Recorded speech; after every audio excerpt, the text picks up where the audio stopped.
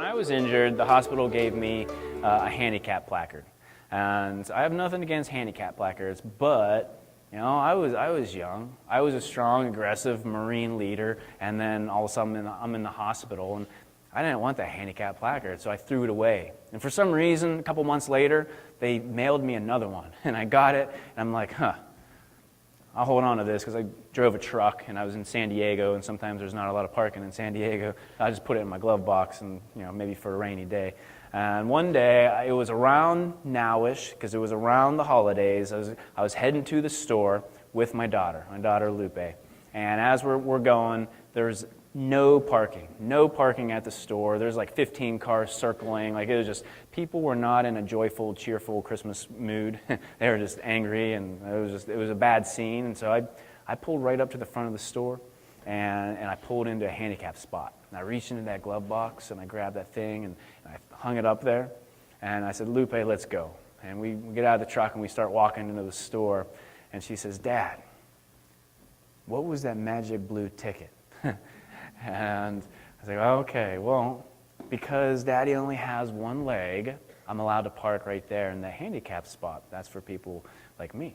And she said, but Dad, you have 5 legs. You have your running leg, your biking leg, your water leg, your walking leg, your left leg. And she said it without even missing a beat. And I remember Chuck laughing. I thought it was funny. I'm walking into the store, and I'm walking through the store, and I'm kind of thinking about it. And I realized I was not setting a good example. I was using my leg as an excuse when it was convenient for me. I ran 6 miles that day, and then I go and I park in a handicap spot. I have nothing against handicap spots, but a guy training for an Ironman probably doesn't need to be parking handicapped. I was just using it. I was using my leg as an excuse, not only to park handicapped, but for other things, like racing, running a 5K. I would finish a 5K, and a couple people beat me, and it's like, in my head, it's because I only have one leg.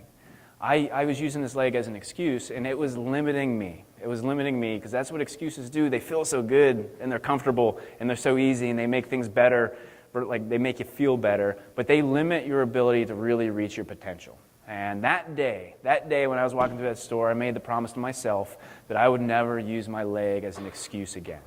And it was a very, very freeing thing. And I challenge you to do it. Everyone has that go-to excuse. Everyone has it. And the next time you try to use it, think about it. Try not to use it. Because what is it stopping? It's probably stopping you from reaching some type of potential that you have, that you can make.